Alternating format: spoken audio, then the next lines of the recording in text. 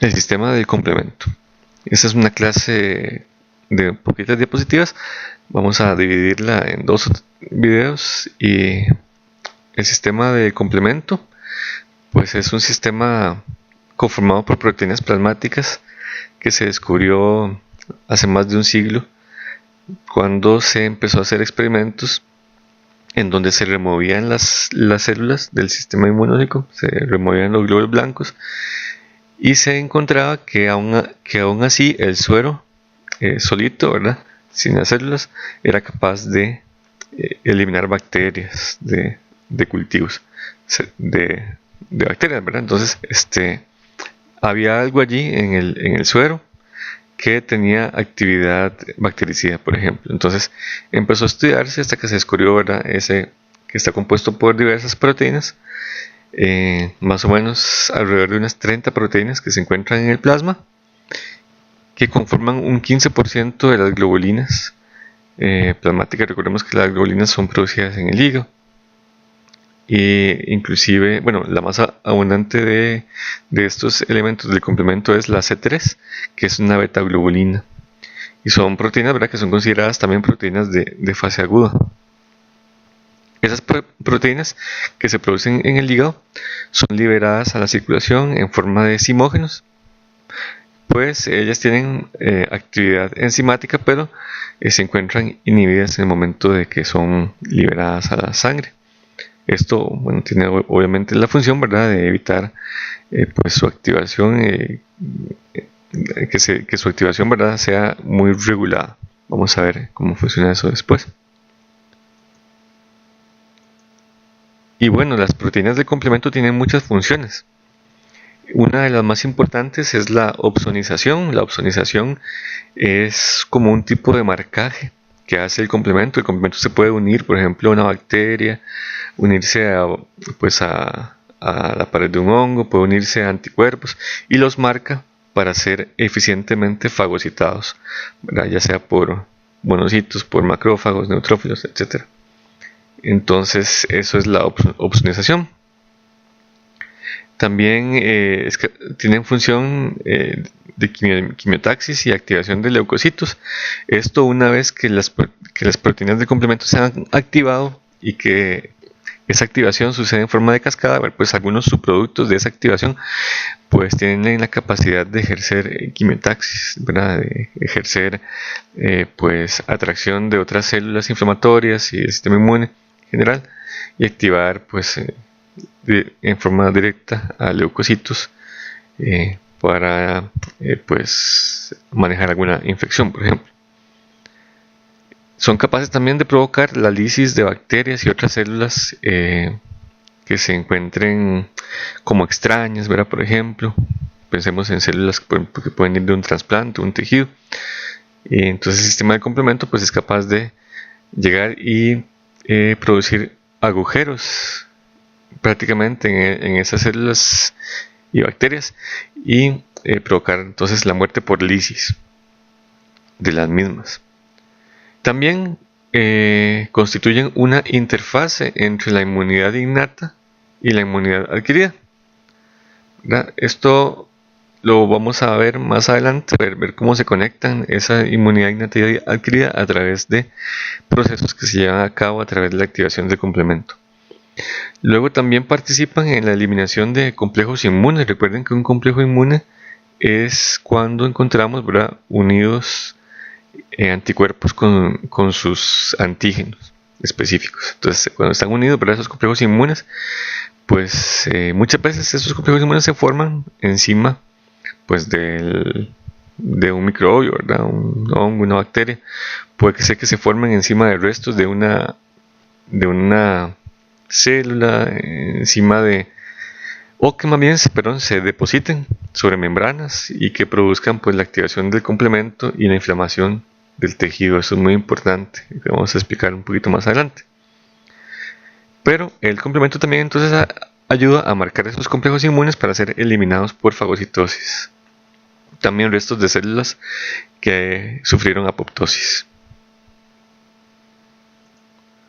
Y aquí está más bonito, ¿verdad? Con esta lámina que nos muestra pues las funciones principales del complemento, la lisis, ¿verdad? Entonces el complemento es capaz de provocar poros en células o bacterias o otros microorganismos para, para matar esos organismos.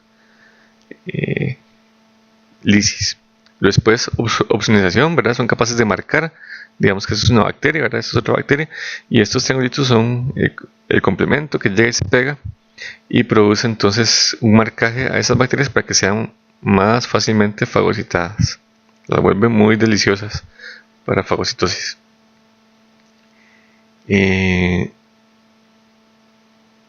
Y bueno, eso es gracias también a que estas células fagocíticas pues también tienen receptores para el complemento y entonces son capaces también de el complemento de activar la reacción inflamatoria. Entonces esos receptores, ¿verdad? Para el complemento que están presentes allí en esas células inflamatorias son activados por partículas del complemento que andan allí, ¿verdad? En el suero.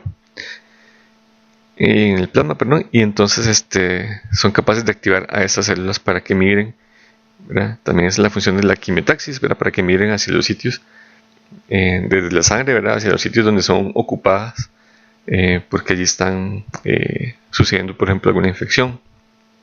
Y como decíamos, la depuración o eliminación de complejos inmunológicos que son peligrosos porque se depositan sobre las membranas, las inflaman, ¿verdad? Por ejemplo, pueden depositarse sobre los vasos sanguíneos, producir vasculitis, o depositarse sobre la membrana del glomérulo y producir una glomerulonefritis, ¿verdad? Y daño a la membrana glomerular, que ya sabemos que es algo peligroso. Entonces, los marca a los complejos inmunes de antígeno y anticuerpo y provoca una fagocitosis de los mismos más efectiva para su eliminación. Bueno, ¿y cuáles son esos componentes del sistema del complemento? Bueno, la mayoría de ellos son proteínas, sin embargo algunos son proteínas unidas a carbohidratos, o sea, glicoproteínas, ¿verdad? Que son pues también muy abundantes entre todas esas 30 tipos diferentes de componentes del complemento. Todos son proteínas, pero algunos son glicoproteínas, perdón. Que ya como dijimos, ¿verdad? Circulan inactivos como simógenos. Esos componentes enteros, ¿verdad? Se designan con letras y números, ¿verdad? Entonces cada componente pues, del complemento tiene pues, alguna letra o una letra con un número. La vía clásica del complemento contiene elementos que son designados con la letra C, ¿verdad? Como C1, C2, C3, etc. Mientras que otras vías pues designan a los elementos de complemento con otras letras.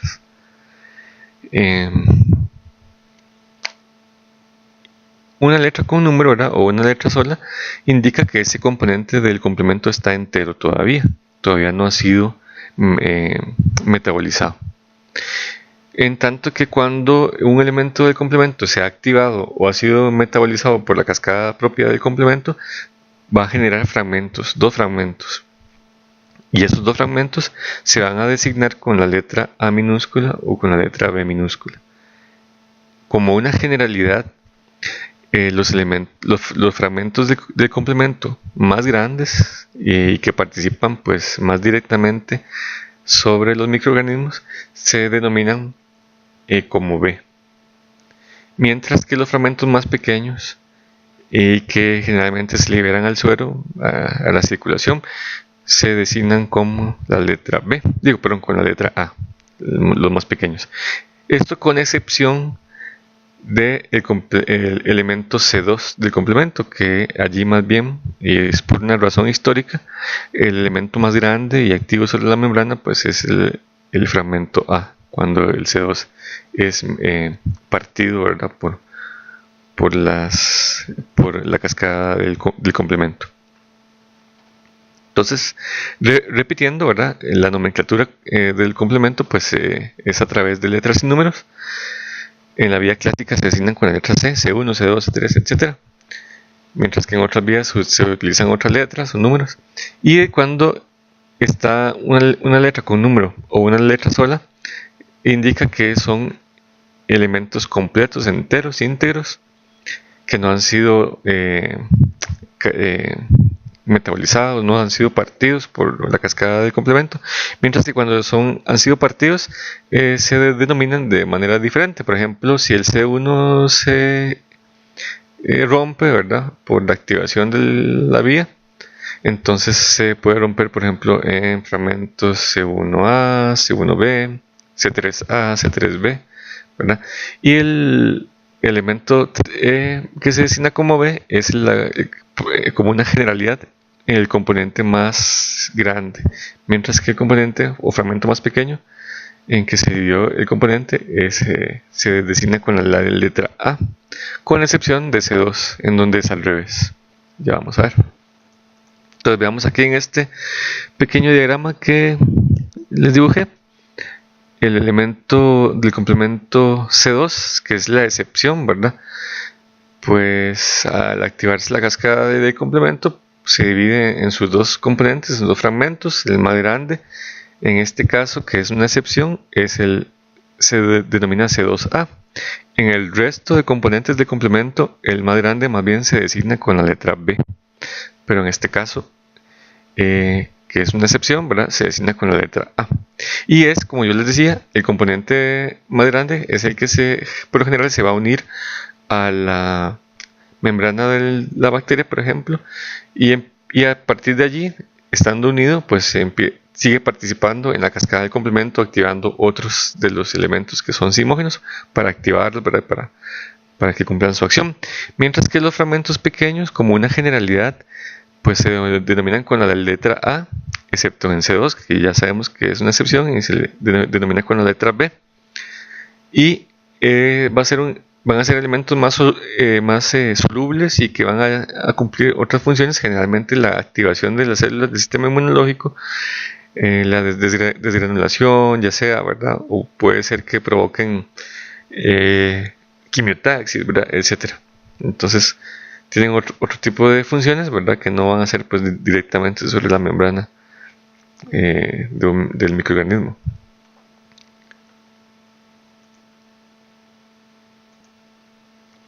Bueno, esta lámina la puse aquí para que veamos, entendamos que la activación de las vías de complemento son activaciones en cascada. Entonces hay elementos que se activan primero y estos elementos al activarse empiezan a activar a los demás poco a poco, ¿verdad?, en forma de una cascada.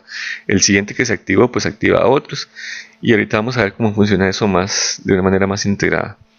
Y el otro concepto que quería que tuvieran es que veamos cómo pues esa activación en cascada de los elementos enzimáticos sucede pues encima, ¿verdad?, de la membrana de la bacteria o del hongo, ¿verdad?, etcétera, o del tejido extraño.